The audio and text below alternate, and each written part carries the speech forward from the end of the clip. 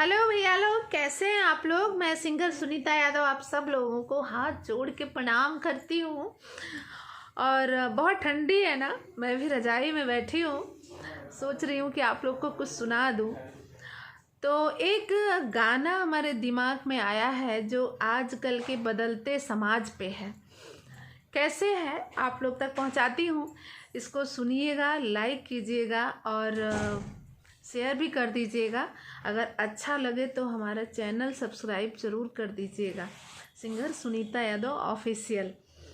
और आप लोग का प्यार तो बहुत मिलता रहता है।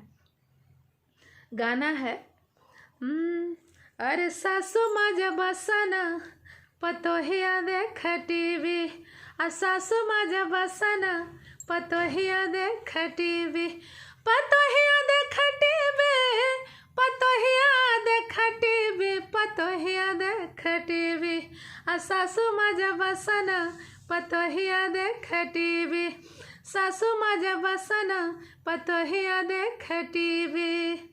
अब बदलल समाज और बदलल रिवाज हो, बदलल समाज और बदलल रिवाज हो, बदलल रिवाज भैया बदलल रिवाज हो। अरे बाबू घूमे बाहरा, आय हाय, अब बाबू घूमे बाहरा, लंदन में पढ़ दीदी, सासू माँ जब बसना पतोहिया देख टीवी, सासू माँ जब बसना पतोहिया देख टीवी।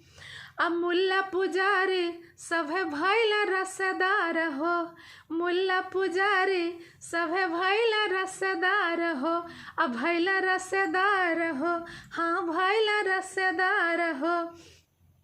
आ देखल लइके तमारे सीटी, देखल लइके का बताएं भैया, आ देखल लइके तमारे सीटी, सासू माँ जब बसना पतोहिया देख टीवी, सासू माँ जब बसना पतोहिया देख टीवी।